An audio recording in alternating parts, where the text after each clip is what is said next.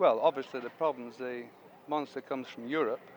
We have used it in Carrefour, France, and transporting it on a 40-foot trunker, the problems you have is transporting it. But we've had no problems so far. As regards from the noise point of view, residents in the area, we've asked them to report if the noise level's too high, because as you know, the road can extend to 2 miles. You're not afraid of scaring people away? No, it's the prices at the main attraction. This is the fun side of it. And we always do something out of the ordinary. We're the first hypermarket, and this is the first time Big Mong's been in the UK.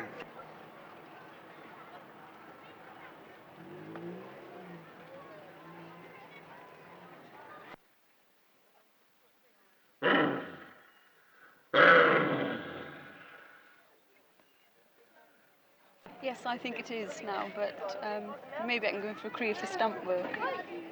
What, driving a runaway coach team or something? Try anything once, yes. And are they paying you a fortune to go through with this? No, they're not, unfortunately. What's the next job?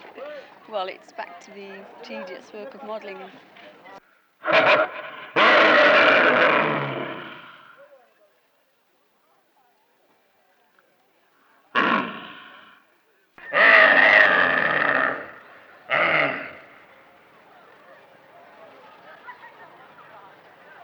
And the forecast for tomorrow, mainly dry and cosy, if a little bit hairy up north, and associated troughs of manual depression to relax in, as you can see.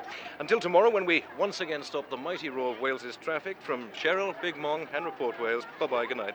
Good night, thank heaven. Je demanderai à mon ami. Hubert, c'est la Miss. Oh, Miss Dior. Miss comment? Miss Caerphilly. Oh, je ferai des folies. Oui.